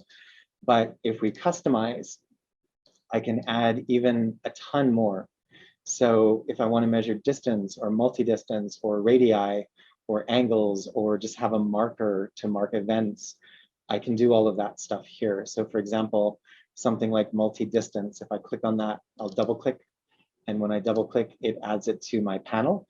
If I click on that, for example, if I want to measure the distance from, let's say, this group of cells to this and this and this and this, you can do all of that, right click to finish, and it gives me all of these distances here. All of these distances do show up also in this little measure tab. And when we get to this measure tab, I can actually generate, I can work with this table of data, and I can send this out to Excel or like a CSV file, basically, to allow you to work with that data. So here's that.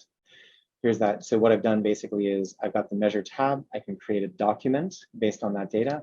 Here's the new document, which is just a spreadsheet. I can export this table and I can bring it up in anything else I want, whatever the measurement that I'm making is. So that's one kind of measurement that I could do.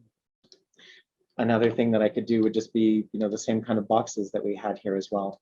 So if I draw a box shape around something, I can get the average area, the average intensity. And again, this is just data in the measure tab that I can export as well. All right, so for very simple measurements using these graphics like this, the measurements that you make are all chosen in the analysis tab under this thing called interactive measurement. And so this is where, for all of these different geometric shapes and objects, for any single one of these, let's say that I wanted for my rectangles, for example, to do more than just area and intensity values, I have all of these different measurements that I could make as well. Circularity, you name it, all of this is all right here. So there's lots of different measurement tools available. And this is just kind of my like gateway into image analysis for you.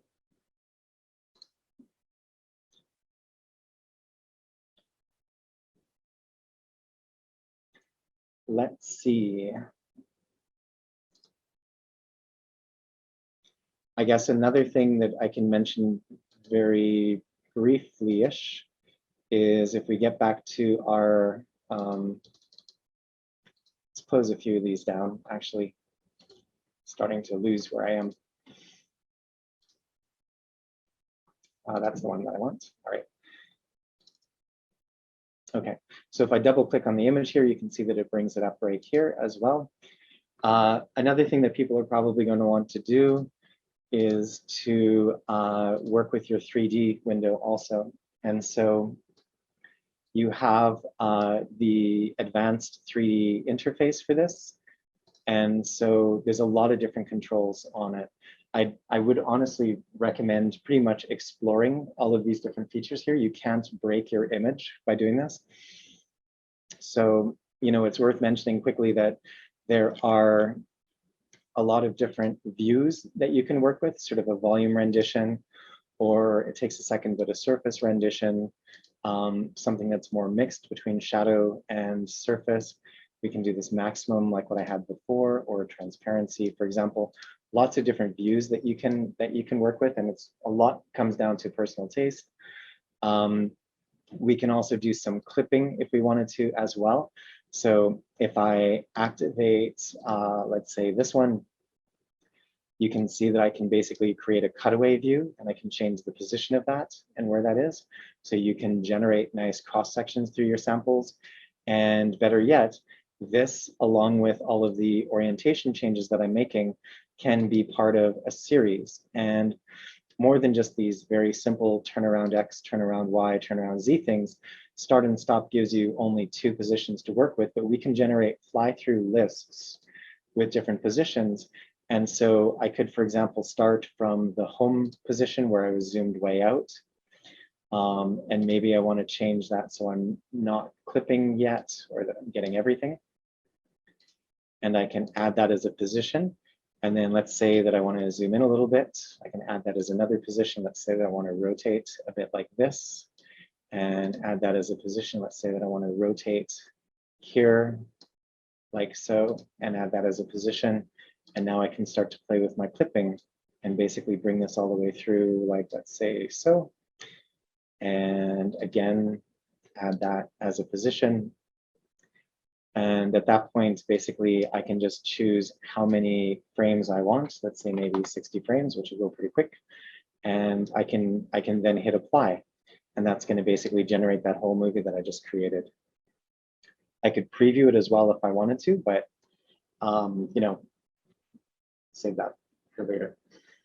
So you can do this on this computer. You can do this on the offline PC as well. It has the desk license. And so when you collect that glorious image that you want to share with your lab or with the rest of the Whitehead, then you can work with this to come up with some pretty nice movies. Anytime Zen is doing anything, you can see the status down here in the lower toolbar, not only kind of the process and what it's doing, but you can also see some of the memory usage as well. So how much RAM we've got, CPU usage, GPU as well. You can see that this is fairly GPU intensive, what I'm doing right now. But we're almost done.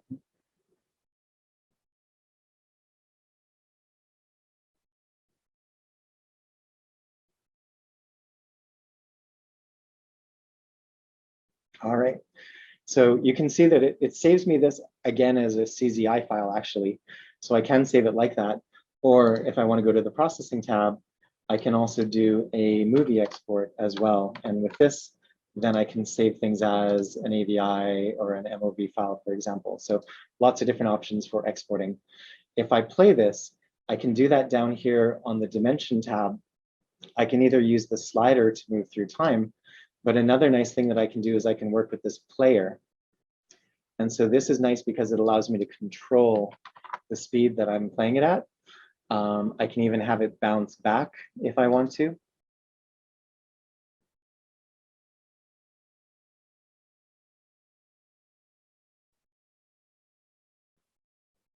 And so there you go. My cheesy little 3D stack looks pretty good with 10x objective, by the way.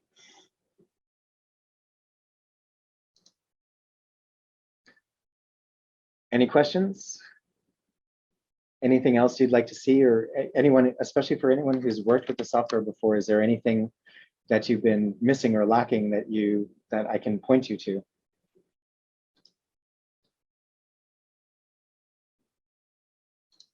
All right. I guess as a last piece of advice, maybe before we break for lunch, and then we're going to come back and spend a lot more time with this imaging setup over here. Last piece of advice in Zen Blue is, if you're sitting here waiting for a scan to finish or for something to process, highly recommend just randomly across the software interface, just right-click on stuff. There's lots of cool features that are easy to miss or that you might not even know about that can be really quite helpful. So we could have a navigator view, we could have a floating scale bar, so that as I zoom in, I can keep on seeing changes to my dimensions here, for example. And this navigator view is nice because I can basically jump around quickly using that view on large tiles and things. So definitely right click on stuff. You can't break anything unless you select the wrong thing once you do. Sounds good. Okay, good. All right. If there's no other questions, then maybe we can break for lunch, come back at 2, I think it is. Yep. Is that right? 2 o'clock. And we'll start with a quick PowerPoint presentation, I believe, and then we'll kind of dive into doing some exercises with Zen and talking about how we set things up on here. In the meantime, if you're eating lunch and ruminating and thinking about questions as they come up, just feel free to type them into chat, and we can always get to them either over lunch or when everyone gets back. All right. Thank you, everybody. Yeah, at 2 o'clock.